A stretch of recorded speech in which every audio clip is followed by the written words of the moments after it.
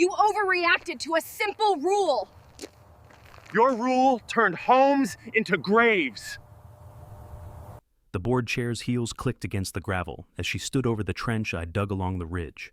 "You're defacing common property, Mr. Cole," Patricia Langford said, her voice smooth but laced with contempt. "Fill this ditch by sunset." I looked up from the earth that still smelled of pine ash. "That ditch," I said quietly, "is the only reason your homes won't burn." She smirked. The kind of smile you see before a mistake becomes history. Around us, a few neighbors peeked from manicured porches, clutching their HOA rulebooks like Bibles.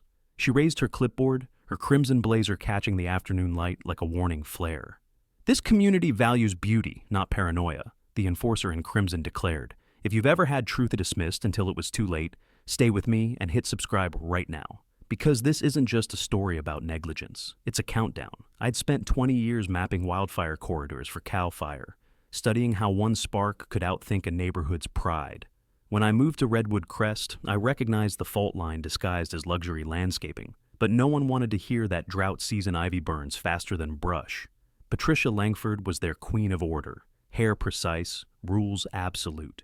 "Your credentials mean nothing here," she'd said weeks earlier. "This is private land. My authority outranks your anxiety." That afternoon, she came armed with a citation notice, her handwriting as sharp as her perfume. "We've received complaints," the clipboard queen said.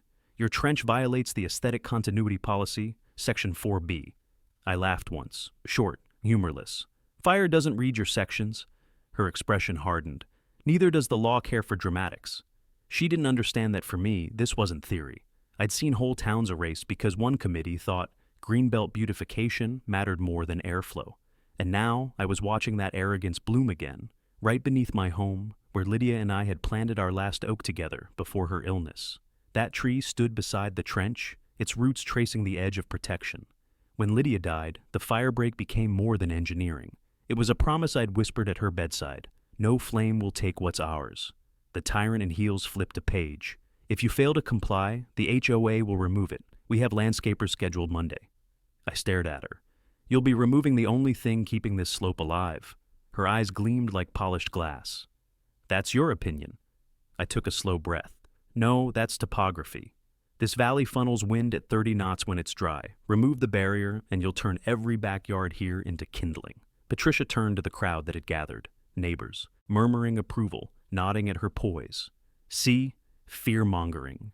We built this community for peace, not panic." The officer of rules gestured toward the trench with her clipboard. "Fix it, or we'll fine you daily until you do."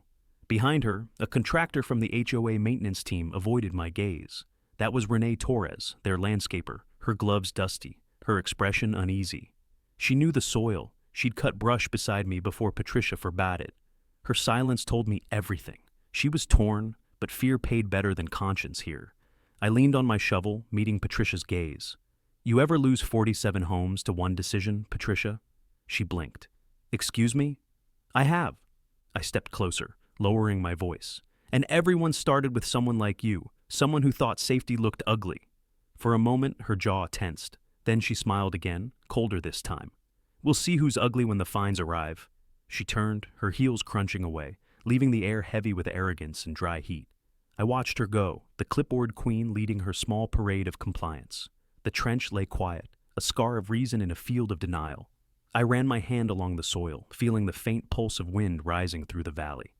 "They'll regret this," I whispered, not as threat, but prophecy.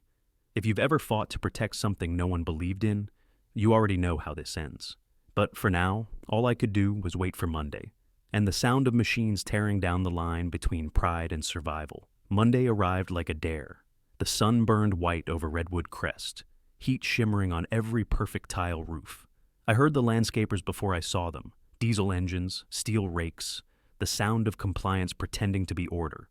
Patricia Langford stood at the edge of my property, arms crossed, sunglasses reflecting the trench she'd sworn to erase. The clipboard queen had arrived for the execution. Beside her, the HOA's attorney and 2 board members hovered like backup singers to arrogance. "This is your final notice, Mr. Cole," she said. "We're restoring community aesthetics." I stepped from the porch, coffee still steaming in my hand. "You're restoring a death trap." The enforcer in crimson didn't flinch.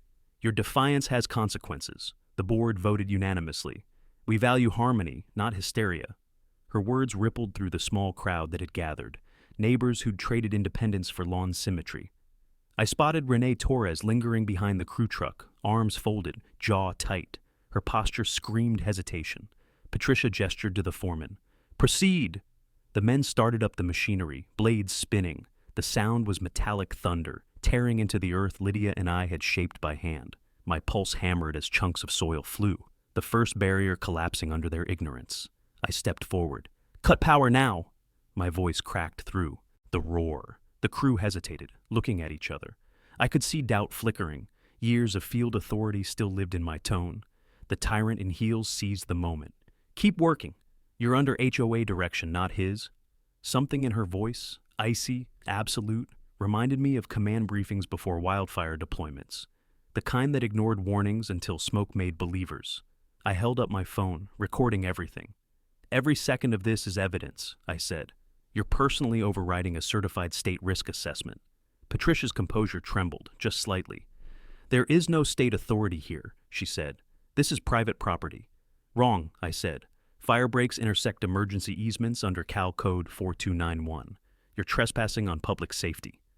Her lawyer shifted uncomfortably, but said nothing. The clipboard queen's power relied on intimidation, not accuracy, and cracks were beginning to show. Still, the machines kept moving. Soil ripped apart, the trench filling like a wound stitched shut with negligence. The smell of dust mixed with faint heat rising from the valley below. I turned toward Renee. "You know this slope, don't you?" Her eyes darted toward Patricia, then back to me. I'm just doing my job." "No," I said softly. "You're watching a fuse being cut." Patricia snapped, "Enough! Remove that last section." That's when I noticed it. The wind had shifted. Dry gusts funneled straight from the canyon, carrying pine needles that danced like sparks waiting for ignition. My instincts screamed what her rules couldn't comprehend. "Stop the engines!" I shouted, but the roar drowned me out. Patricia's voice sliced through instead. "Finish it!" Renee's hand hovered near the control lever, trembling. She hesitated, then killed the power herself. Silence crashed over us. Patricia spun on her. "You're dismissed!" Renee didn't move. Her gaze locked on the horizon, where a faint orange shimmer twisted between the trees. "Smoke," she whispered. Everyone froze. Even the clipboard queen turned, the reflection of danger flickering across her lenses. A thin column of flame licked upward, small but fast, feeding on dry brush the HOA had insisted was aesthetic cover. Patricia muttered, "That can't be from here." "It's exactly from here," I cut in. My voice steadied into command mode. "You've just turned a manageable zone into a corridor." Neighbors gasped. Phones came out. One man shouted for his hose. The enforcer in crimson dropped her clipboard, the paper scattering like white flags across the gravel. I pulled my radio from my belt, a habit I never lost after retirement, and keyed into the county channel. "Redwood Crest ignition point confirmed. East slope near mile marker 4A. Fast spread. Evacuate downhill residents." Renee's voice broke the stunned silence. "They laughed when you warned them." I looked at Patricia, who stood pale now, her authority flickering as quickly as the flames growing in the distance. "This isn't about laughter anymore," I said quietly. "This is about time. If you've ever watched arrogance meet nature, you know the moment it breaks. And this, right here, was the first crack. The smoke rose faster than anyone expected. It coiled above Redwood Crest like a dark flag claiming ownership. Sirens echoed from the valley, and the smell, sharp, electrical, alive, cut through the air before the first ember even touched down. Patricia Langford's authority began to crumble as visibly as the hillside itself. The clipboard queen barked orders that no one obeyed. "Stay calm! We have protocols!" she shouted, waving her hands as if rules could smother fire. I grabbed a hose, but the pressure was pathetic. Low flow, HOA-approved conservation settings. "You limited the hydrants to cosmetic pressure," I said. "You designed this failure." Her jaw tightened. "We were saving water. You just cost homes." The enforcer in crimson turned away, dialing frantically on her phone. Her veneer of control cracked, and for the first time, she looked human, terrified, unprepared. I'd seen that same expression on rookie commanders watching flames outrun their maps. Renee Torres ran toward me, her face streaked with ash and panic. "The ridge brush is catching. They didn't clear the back perimeter." "Because Patricia forbade it," I said. "Too unsightly, remember?" The landscaper's voice trembled. "I told her this could happen. She made me sign an NDA. That caught me. You what? Renee hesitated, glancing over her shoulder. The board chair was watching, clutching her phone like a lifeline. The woman who once dictated lawn colors now stood frozen, her power irrelevant against the orange wall climbing the sky. I shouldn't be talking to you, Renee whispered, but there's something you need to know. Before she could continue, the officer of rules stormed over. Ms. Torres, you're dismissed from this property immediately. Renee flinched. There's a clause in the HOA insurance, she said quickly, her words tumbling. If the board ignored a safety report, Patricia cut her off. Silence, that's privileged information. But it was too late. My pulse quickened as pieces began to align. You buried a report? I asked. Patricia glared. You're spreading lies in a crisis. Typical. Her tone was sharp, defensive, the sound of guilt trying to wear authority. The wind shifted again, hurling ash across her blazer. For once, she didn't brush it off. I could see the first flicker of fear in her eyes as a palm tree erupted near the main gate. Evacuation now, I shouted to the neighbors. Load your cars and head to the freeway. Some listened, others froze, still tethered to the illusion that rules would save them. The clipboard? Queen's voice cracked. You don't give orders here. I just did. I met her gaze. And they'll listen because they want to live. For a heartbeat, silence hung between us, years of her power unraveling under a single truth. Then she stepped closer, her tone soft but venomous. If this fire reaches your home first, no one will help you. I leaned in, lowering my voice. That's fine. I don't need help. I built my defenses while you built walls of paperwork. Behind her, Renee stared at the flames. Her hands shook, gripping the edges of her work gloves. I saw it. The internal war between duty and conscience. Her loyalty to the board was collapsing. Ember by ember, she whispered. There's proof of the report. The landscaper before me. He warned them last spring. I think it's still in the maintenance logs. My breath hitched. That was it. The first thread of accountability. Where are those logs? Patricia snapped her attention toward us. Enough! You're done playing hero. But Renee didn't back down this time. Her voice broke but didn't falter. You told us to falsify signatures, Patricia. I saw the emails. The clipboard queen froze, mask shattering completely. Neighbors who'd gathered nearby turned their heads. Phones started recording again. For the first time, the tyrant in heels said nothing. The silence screamed louder than fire engines. I turned to Renee, steady. Find those logs. Send them to me. She nodded, tears streaking soot down her cheeks. If they haven't burned already. The fire crackled louder now, eating its way toward the cul-de-sac. Every flame sounded like truth demanding to be heard. Patricia backed away, trembling slightly. You think this will make you a hero? I looked past her at the sky turning the color of vengeance. No, I said. It'll make sure no one else dies because of your pride. In the distance, an explosion echoed. Someone's gas line, someone's life. And for the first time, even the enforcer in crimson stopped talking. By the time the first engines arrived, half the ridge was already gone. The smoke had turned daylight into copper haze, the kind that stains your throat and blurs judgment. Fire crews rolled in, sirens low, faces tight. I knew that look. I'd worn it once. It meant we're already behind. Patricia Langford tried to intercept the firefighters at the gate, voice hoarse but desperate. You can't enter without board authorization, she shouted, clutching her clipboard like a badge that still meant something. The captain looked at her, unmoved. Lady, step aside. Your neighborhood's burning. Her mouth opened, then closed again. The enforcer in crimson lowered her clipboard slowly, the symbol of her order now useless in the chaos she'd helped create. I moved toward them, ash sticking to my sweat-damp shirt. You'll want to clear the east ridge, I said. Wind's shifting south. The brake's gone, but there's a narrow corridor left behind my fence line. You can anchor there. The captain's eyes flicked toward me. You military? Cal Fire veteran, I said. 20 years. He nodded once. Then lead the way. Patricia spun on me, fury and fear tangled in her voice. You don't command here, Mr. Cole. I turned just enough to meet her eyes. You're right, but right now, I'm the only one who can save what's left of your kingdom.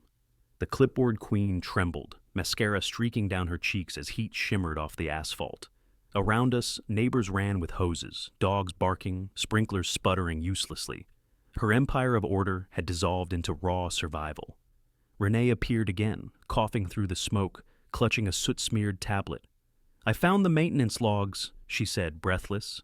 The landscaper before me, Mark Talbot, filed reports 3 times. They flagged that slope as a red zone.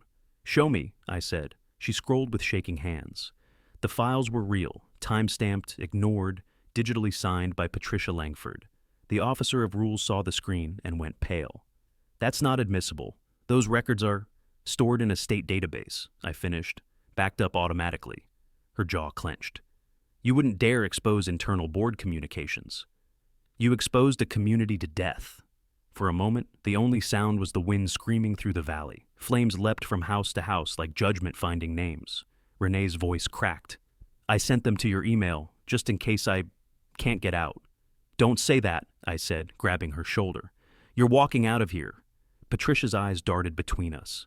You'll regret this, she whispered. I stared back. You already do. We moved fast. I led the captain's crew to the narrow corridor I'd carved, what remained of my firebreak. It wasn't much, but it was designed to hold. The earth had been packed deep, angled to force the flames to bend back on themselves. As they laid hose lines, Patricia hovered near the driveway, disoriented. The tyrant in heels looked smaller now, her power burned to ash. Her pristine blazer was dusted gray, her voice faint.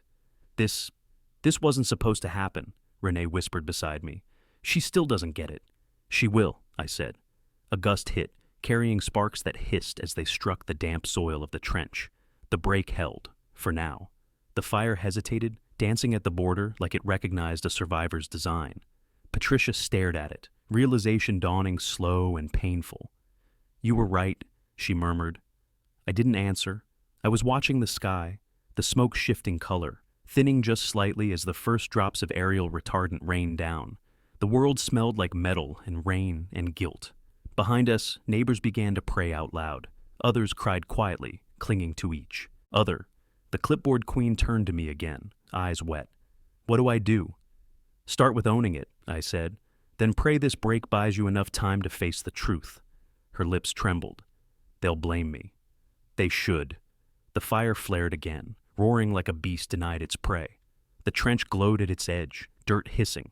Patricia stumbled backward, nearly falling, but I caught her arm. She looked at me, startled. Why save me? Because Lydia would have wanted it, I said softly. The name hung there, unfamiliar to her, sacred to me. She opened her mouth, but no sound came. Behind her, another explosion echoed uphill. The officer of rules flinched like a child under thunder. Get to the trucks, I told her. Now. For the first time, Patricia Langford obeyed. And as she disappeared into the haze, I turned back to the ridge, the line between my promise and her mistake still holding strong.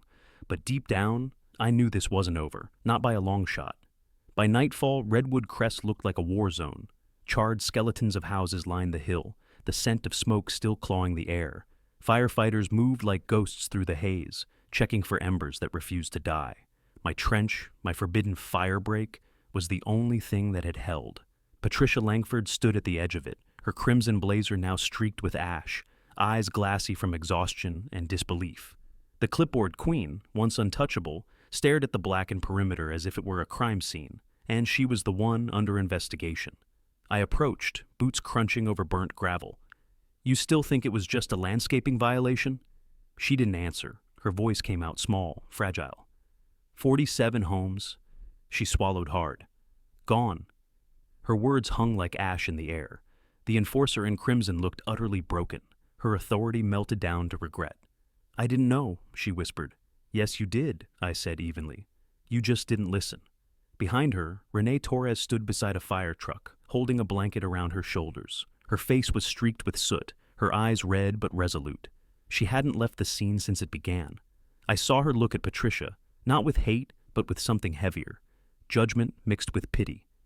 Your report logs made it through, I told Renee. The backups were transmitted to the state's hazard database. She nodded weakly. They'll come for the board now, won't they? Yeah, I said. Insurance auditors, legal teams, maybe even the county investigator. You gave them the paper trail they buried. Patricia stiffened. You think you're a hero? You're the one who defied regulation. If you hadn't cut into that hillside, then every home in this block would be gone, I interrupted, including yours. The board chair flinched as if I'd struck her. For a moment, her expression hardened again, old habits resurfacing, like embers in dry grass. You can't prove negligence, she snapped, not without authorization for those files. I smiled faintly. Patricia, you signed those authorizations yourself. Every approval, every override. It's all time-stamped under your name. Her face drained of color. That's impossible. Not impossible, just inconvenient. The officer of rules stumbled back, clutching her temple. You set me up. No, I said. You set fire to the truth months ago. I just recorded the smoke. She trembled, her voice cracking. You think this community will ever forgive you for what you've done? I looked over the line of surviving homes, mine standing alone like a defiant silhouette. They don't have to forgive me, I said quietly. They just have to understand why I fought back. Renee stepped closer, glancing between us. Mr. Cole, there's something else.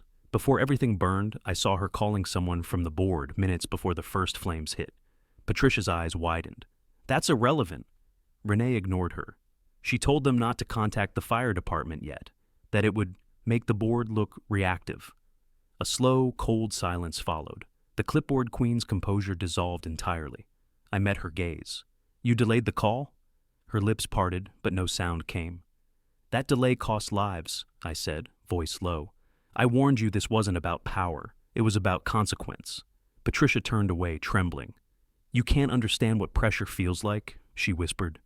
I buried my wife because of pressure, I said, because a supervisor thought paperwork mattered more than warning signs. That stopped her. For the first time, genuine remorse flickered across her face. The firefighter captain walked over then, clipboard in hand, irony thick in the moment.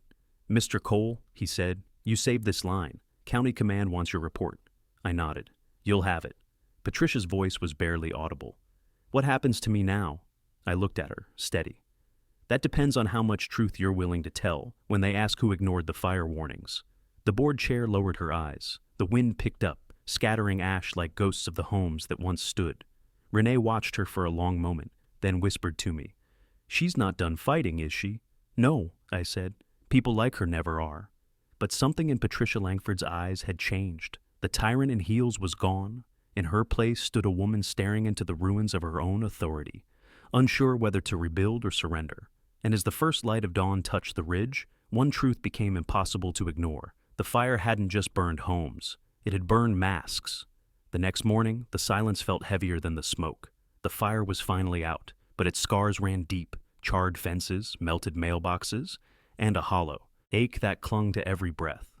My house still stood, stubborn and intact, while 47 others had turned to ash. That number haunted every conversation. Patricia Langford arrived just after sunrise, escorted by 2 county investigators. Her crimson blazer was gone, replaced with a plain black jacket, still pressed, still deliberate, but stripped of arrogance. She looked smaller against the devastation. The clipboard queen without her clipboard. Mr. Cole, one of the investigators said, we'll need to walk the perimeter with you. Patricia's eyes flicked toward me, then quickly away. I can assist, she murmured. I gave a thin smile. I think you've assisted enough. The officer of rules stayed silent as we stepped over the still warm earth. The fire had stopped exactly where I'd built the trench, my forbidden firebreak. Even the investigators stopped to take it in. That's remarkable, one said. I nodded once. Built it last spring. I warned the HOA removing it would expose the ridge. Patricia shifted uncomfortably. That wasn't a unilateral decision. The board agreed. Under your direction, I cut in. Her jaw tightened. It was a community aesthetic issue. Residents wanted open visibility, clean lines, no obstructions. I looked around at the skeletons of those open lines, the remains of cars warped by heat. Visibility achieved. She flinched. The enforcer in crimson followed us toward the ridge where the burn had stopped cold against my property. The investigators exchanged glances. One crouched, running his gloved hand through the dirt. Textbook counterfire trench, he said. You knew what you were doing. I didn't answer. My focus was on Patricia, whose gaze lingered on the blackened horizon. For the first time, she didn't have words ready. Her silence was louder than her speeches. Finally, she spoke. You made your point. No, I said. The fire made it for me. Her composure cracked, a tremor in her voice betraying exhaustion and guilt. You think this was deliberate? That I wanted this? I think you wanted control, I said. And when someone like you loses it, everyone else pays the price. Behind us, Renee Torres appeared, still in the same soot-stained clothes from last night. Her hands clutched a sealed envelope. She looked pale, but her eyes were fierce. You need to see this, she said quietly. Patricia turned instantly defensive. You again? Renee ignored her and handed me the envelope. It's a copy of the board emails. Patricia ordered the landscapers to remove the secondary trench 3 days before the fire. The clipboard queen's voice spiked. That's taken out of context. I opened the printouts, scanning the header. Time-stamped and archived through county servers, I said. No context needed. Her breath hitched. You can't just... I held up the papers. You deleted the natural Firebreak. You authorized cosmetic cover seeding over fire-prone slopegrass. You ignored the fire marshal's early warning bulletin. You didn't just violate the law, Patricia. You invited the disaster. The board chair's composure imploded. You think this will bring your wife back? The words hit like shrapnel. Even Renee froze. For a long, dangerous second, the only sound was wind moving through dead trees. I stepped closer, lowering my voice. No, but it'll make sure no one else loses what I did. Patricia looked away, her eyes shining with something between rage and regret. The officer of rules tried to straighten her spine again, to rebuild her mask. You think the county will take your side? She said, voice trembling. You broke HOA policy. You built without permit. I smiled grimly. They'll call it life safety exemption. That trench saved lives, and your policy burned them. Renee spoke up, her tone sharp. The fire report will confirm everything. They already pulled the board's internal communications from the HOA server. Patricia's shoulders sagged. So that's it then, she whispered. You've won. I looked past her at the ash-coated ridge. No one wins here, I said. We just decide who deserves to rebuild. One of the investigators turned toward Patricia. Ma'am, you'll need to remain available for questioning. We'll be issuing a subpoena for those original records. She nodded faintly, dazed. The clipboard queen, who once ruled this neighborhood with her pen, now stood waiting for a signature she couldn't control.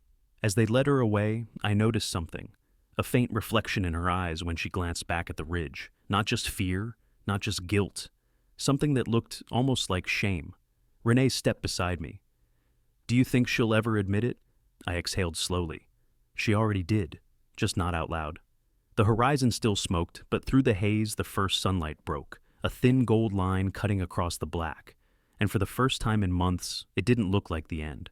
It looked like the start of a reckoning. I met Renee at the county annex beneath fluorescent lights that smelled faintly of bleach. She looked smaller in the municipal waiting room, soot streaking her cheeks, exhaustion written in the slump of her shoulders.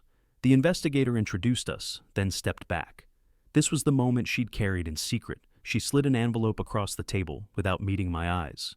Inside were printouts, time-stamped emails, and a USB labeled with vendor paths. Her thumb left a smudge of ash on the corner like an accidental signature. She had the chain we needed. You sure about this? I asked, keeping my voice low. She nodded firmly. I can't keep covering it, she said. I thought I could protect my job, but watching the houses burn, I can't live with that. Her hands trembled. This wasn't performance. It was a simple, terrified truth. Renee told the timeline. Patricia Langford called 3 days before the reseed and ordered the secondary trench filled, instructed her to backdate clearance, and pressured the crew to change logs. She described the exact phrasing Patricia used, words about avoiding premium raises and keeping the board image intact. Each phrase mapped motive. I falsified the maintenance report, Renee said. I signed things I shouldn't have. The confession landed and sat there, heavy and undeniable.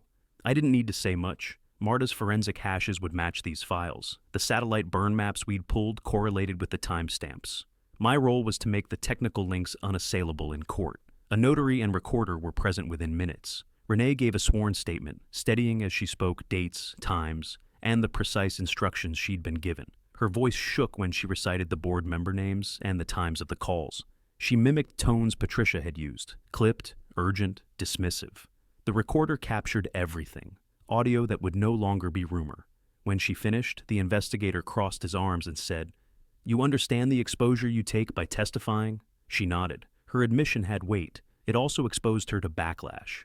Outside the annex, Marta was already at a laptop, cross-referencing file hashes with the USB. She tapped keys quickly, eyes sharp behind glasses. "These match," she said. "The logs are authentic and intact." The sound of that affirmation felt like a hammer. Renee looked at me with a fragile mixture of dread and relief. "I kept a backup at my sister's house," she murmured. "I didn't want her dragged into this, but I couldn't risk losing evidence." Her confession had saved a lifeline. "Good," I said. "We'll move those to a secure facility. We'll get witness protection if you need it. The county can ensure your safety while you testify." Offers of protection sounded procedural, but for Renee they were lifelines. We left the annex into a brittle afternoon. The investigator took copies and assigned a liaison. Marta began packaging digital evidence into immovable forms, mirrors and hashes that couldn't be altered. Procedure had shifted into gear. Legal mechanisms were rolling forward. On the drive back to the ridge, Renee asked quietly, "Will this really change anything? Will they hold her accountable?" Her voice was small against the rumble of the truck. I thought of Lydia, how she insisted we document every mitigation step, and how small records had become survival. "It will," I said. "Evidence plus testimony makes a path. The county will have to act. Insurers will audit. The board's liability can't hide behind newsletters now." She exhaled as if a weight had shifted. "I'm scared," she admitted. "But I can't live with myself if I lie again." Her courage felt like a fragile ember. As we crested the road, the trench lay stark against the blackened ridge, intact, a thin promise between ruin and life. Renee watched it, fingers white on the envelope. "I'm sorry," she whispered. "You did what you could," I said. "Now, we make sure it matters." 2 days later, the board chair returned to the ashes in a convoy of SUVs. This time, she wasn't leading. She was flanked by lawyers and an insurance adjuster. Patricia Langford walked stiffly, every step deliberate, like a soldier pretending not to limp. The clipboard queen was back in her armor, sunglasses on, lips pressed thin. But the neighborhood had changed. Every survivor on that ridge watched her now, not with respect, but recognition. The tyrant in heels had built her power on order and fear. The fire had burned both away. I stood by the trench, talking with county officials when she approached. "Mr. Cole," she said, voice calm but taut, "you're conducting unauthorized repairs on community land." I almost laughed. "Repairs? I'm sealing the perimeter so we don't lose another 47 homes." Her lawyer stepped forward.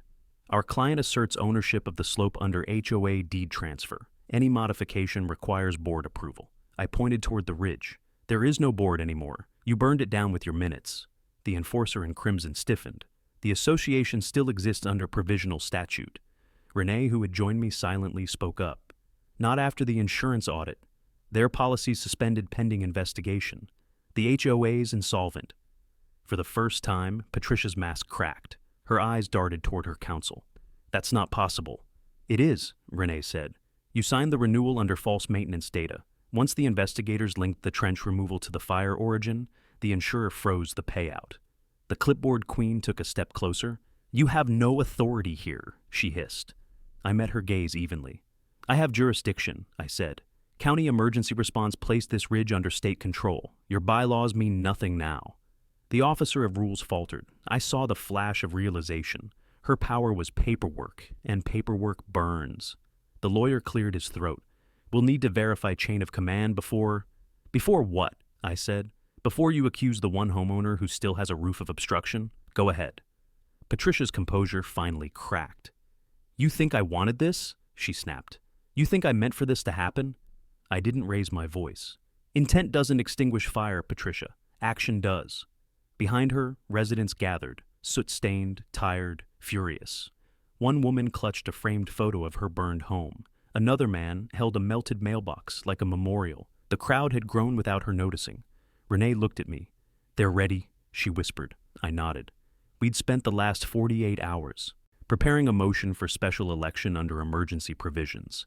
The very clause Patricia once used to oust a dissenting treasurer. Now, it would be turned against her. Patricia saw the papers in Renee's hand and froze.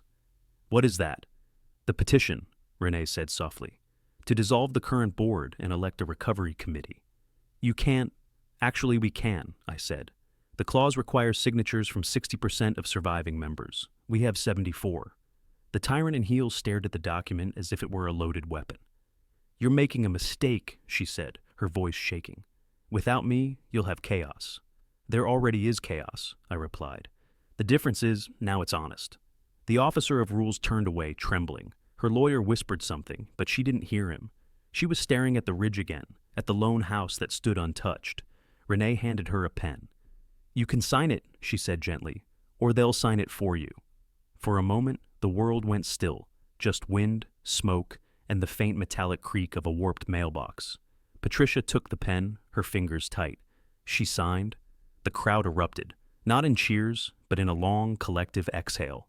Power had changed hands. Patricia looked at me one last time. You think this makes you a savior? No, I said. It makes me accountable. You should try it. As she walked away, the wind caught her hair, scattering ash through the air like confetti at a funeral. The enforcer in crimson was gone. What remained was just a woman surrounded by ruins she once ruled, and the faint sound of neighbors, finally speaking without fear. 3 days later, the investigation reached full force. Fire inspectors, insurance representatives, and a county prosecutor arrived at Redwood Crest. It was strange watching government trucks roll down streets once filled with golf carts and manicured hedges. The neighborhood, once the model of HOA perfection, now looked like the skeleton of arrogance. I stood by the firebreak again, clipboard in hand, this time my clipboard. Patricia Langford approached from the far side, flanked by her attorney. Even without the blazer, she carried the same posture, the board chair who still thought she could command the ashes. You're still here, she said flatly. So are you, I replied. Guess we both have cleanup duty. Her lawyer cleared his throat.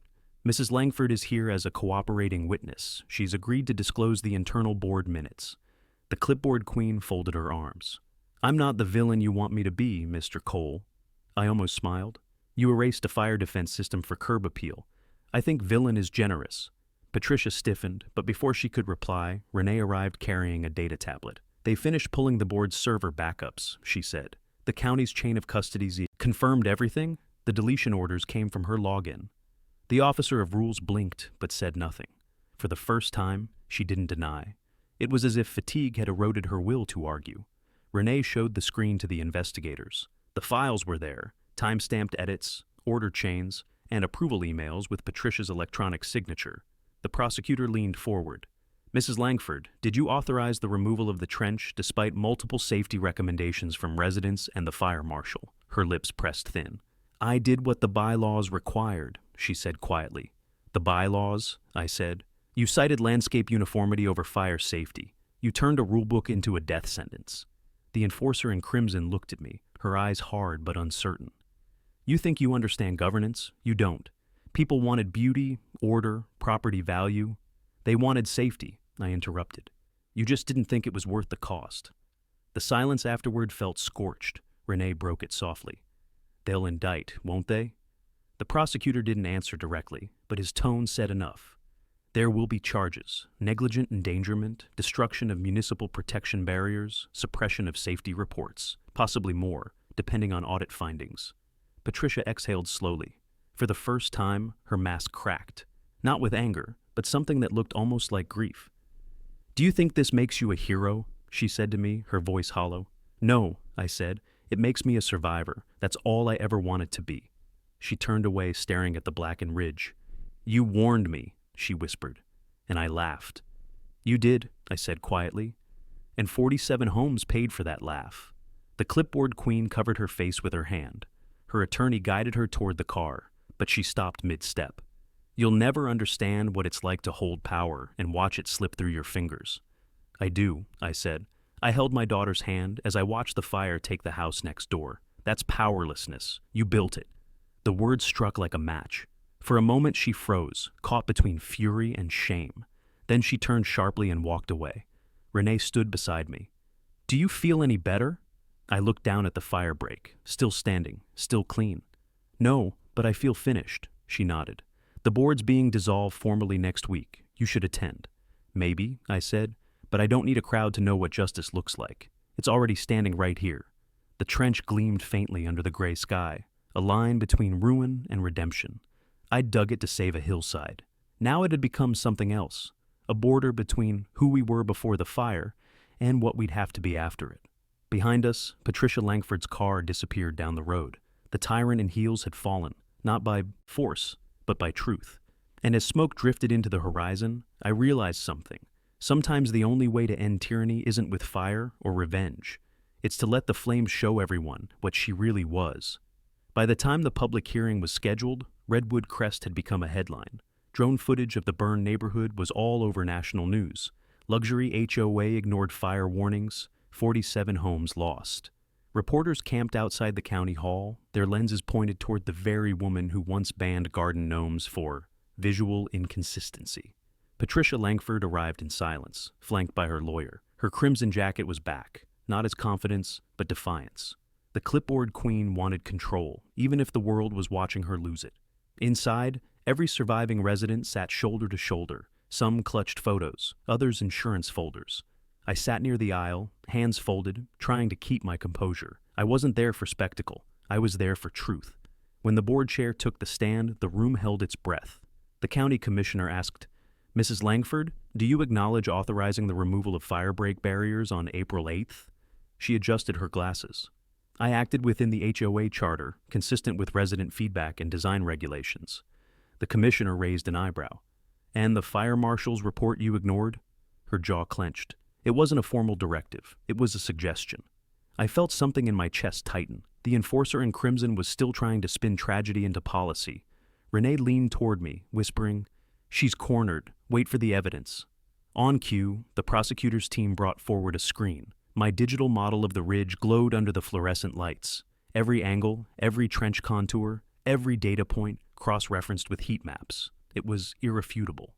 This model, the prosecutor said, was created by Mr. Cole, a former wildfire operations analyst. His firebreak structure matches county code and FEMA standards. Its removal directly exposed 47 properties to flame spread within the first 2 hours of ignition. The room buzzed. Patricia's lawyer tried to object, but the commissioner silenced him. I stood when called to testify. "I warned them," I said, voice steady. "I told the board, in writing and in person, that removing those barriers would turn a wind shift into a death sentence. They laughed, told me the ridge needed to look cleaner." Patricia's knuckles went white. "That's not what was said." "It's what happened," I replied.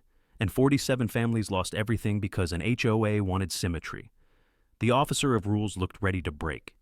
"You can't put this all on me," she snapped. "The board voted." Renee rose from her seat. "You forced that vote," she said loudly. "You threatened to fine us if we didn't agree." Gasps rippled through the audience. Cameras clicked. Patricia froze mid-sentence. The commissioner leaned forward. "Mrs. Langford, are you denying you influenced the vote?" Her mouth opened, then closed again. No answer. The prosecutor stepped in, holding up an exhibit folder. "Your own correspondence confirms coercion. This isn't governance, it's negligence." The clipboard queen's voice dropped to a whisper. "You have no idea what pressure that position carries." "Neither did the families evacuating with minutes to spare," I said. "You carried a clipboard, Patricia. We carried shovels." A tense silence followed. For the first time, the tyrant in heels looked uncertain, not angry, not defensive, just empty. The power that once fueled her had finally burned out. The commissioner called for order. "Effective immediately," he said, "the Redwood Crest HOA board is dissolved under county supervision pending criminal review." Applause broke out, not triumphant, but cathartic. Years of fear, fines, and forced compliance ended in one sentence. Patricia stood motionless. I watched her lower her head, as if hearing the sound of her own authority collapsing. Renee placed a trembling hand on my arm. "It's over," she whispered.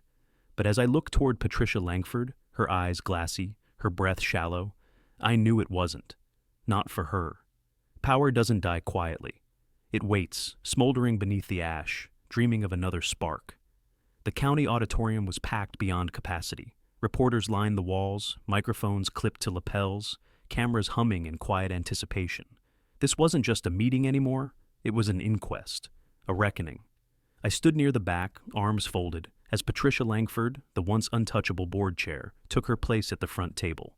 The clipboard queen had become a defendant. Her crimson jacket returned like a ghost of authority, though the weight of what she'd lost showed in the tremor of her hands as she shuffled papers that no longer mattered. The commissioner's gavel struck once. "We'll begin testimony regarding negligence and policy misconduct within the Redwood Crest Homeowners Association." Patricia cleared her throat. "Before we start, I'd like to state—" "Mrs. Langford," the commissioner cut in, "you'll speak when called, not before." The enforcer in crimson stiffened, but obeyed. Renee sat 2 rows ahead of me, flanked by other residents. Their faces were a study in exhaustion and grief. Each of them had lost something, a home, a pet, a lifetime of keepsakes. Their anger was silent but seismic. When my name was called, I walked to the podium. I felt every eye in the room tracking me, waiting for either revenge or redemption. "State your name and occupation for the record," the clerk said. "Ethan Cole, former wildfire operations analyst, now independent safety consultant." I looked directly at Patricia Langford. I warned this board that removing the secondary firebreak would turn our ridge into a tinderbox. I presented data, models, projections, everything short of setting a controlled burn to prove the risk. They laughed. They fined me for non-compliance. 47 families paid for that arrogance. The officer of rules rose suddenly, her lawyer whispering urgently, but she brushed him off. "We didn't ignore you out of malice," she blurted. "We were under pressure from developers, from aesthetics committees." I cut her off. "Pressure doesn't excuse negligence. You signed off on the removal personally. You made it illegal for me to protect my own property." Her voice cracked. "You think I don't wake up hearing those sirens?" The room went still. Her words fell flat, honest, but too late. The prosecutor stood. "For the record," he said, "emails recovered from HOA servers indicate Mrs. Langford knew the firebreak violated insurance safety clauses, but proceeded with removal to preserve visual symmetry along the ridge. That's not aesthetics. That's reckless disregard." The clipboard queen sank into her chair, the fight draining from her like oxygen leaving a flame. The tyrant in heels had finally burned herself out. Outside, thunder rolled faintly, ironic, like nature adding commentary. Renee took the stand next. Her testimony was quiet but devastating. She confirmed Patricia's direct orders, the falsified maintenance logs, and the intimidation tactics used to silence dissent. When she finished, the room erupted in murmurs. The commissioner banged his gavel again. "Order!" Then he turned to Patricia. "Do you have any final statement?" Patricia rose slowly. Her voice was barely a whisper. "I thought I was protecting value. I thought rules kept people safe. But the truth is, I didn't listen. And now I can't unsee what I've done." The audience was silent. For once she wasn't performing. She was confessing. When I stepped down, I caught her gaze. The officer of rules looked hollow, but there was something else behind the emptiness. An understanding of consequence. The commissioner spoke the final words. "Effective immediately, criminal negligence charges will proceed to trial. Redwood Crest HOA is dissolved, and control of all assets is transferred to the County Recovery Fund." Applause broke like a dam, messy, cathartic, unstoppable. Reporters surged forward, but I didn't stay. I slipped outside, letting the cool evening air replace the suffocating tension of the hall. Through the glass doors, I saw Patricia Langford surrounded by cameras, still composed, still measured, but her eyes no longer held command. Renee joined me on the steps. "It's over," she said softly. "Not yet," I replied. "Fire leaves roots. We'll be digging them up for years." She nodded, watching as the enforcer in crimson disappeared into flashing lights. The night smelled faintly of smoke again, but it wasn't choking anymore. It was just memory, what remained when the truth finally burned its way through the lies. The fire season ended, but its shadow never really lifted.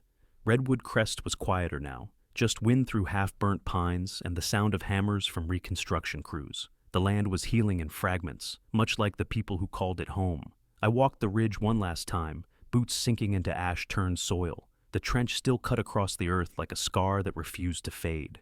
It had saved my home, but it had cost everything else. A car door shut behind me. I turned to see Patricia Langford standing by the gravel path, dressed in gray this time. No red, no pretense. The clipboard queen without her armor. Her expression was unreadable, a mix of guilt, grief, and the faintest trace of dignity.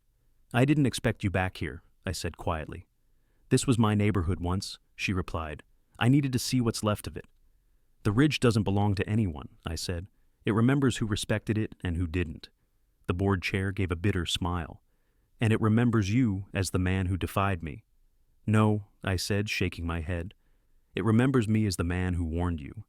She looked out over the blackened horizon.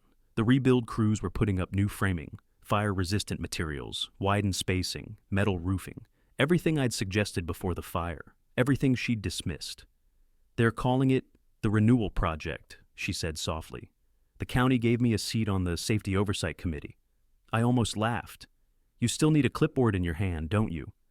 The tyrant in heels met my gaze, but this time there was no venom in her tone. "Maybe I need to make something right," she said, "even if I never can." For a moment, we stood in silence. No fire, no shouting, no witnesses. Just two people surrounded by what power and pride had cost.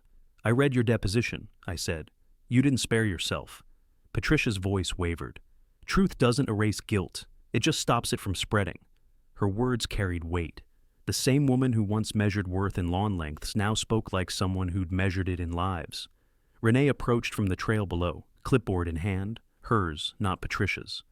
"We're signing the safety ordinance today," she said. "You both should see it." Patricia hesitated. "They'll never trust me again." Renee looked at her calmly. "Then help them rebuild anyway." The enforcer in crimson, now just Patricia, nodded slowly. She stepped forward and joined the small group at the portable table near the ridge, the same ridge she once tried to erase. As she signed the ordinance, cameras clicked in the distance. The local news had shown up again, but this time, there was no scandal, just quiet accountability. The officer of rules looked at me across the table. "Does this change anything between us?" she asked. "It changes the land," I said. "That's enough." She nodded once, then turned to leave. Her heels sank slightly into the soft dirt. No longer a march of authority, just a slow walk into consequence.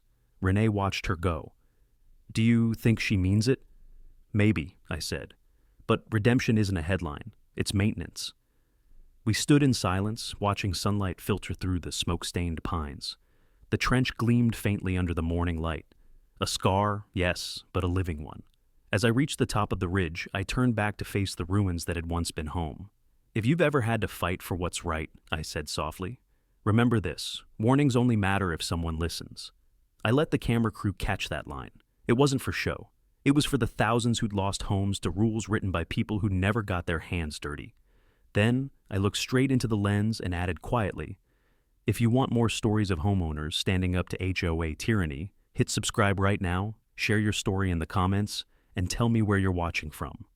The feed would cut there, before the sound of rebuilding hammers faded, before Patricia's silhouette vanished down the path, before the final wind scattered the ashes one last time. Because this wasn't a story about revenge. It was about what happens after the fire, when power finally burns away, and something honest takes its place.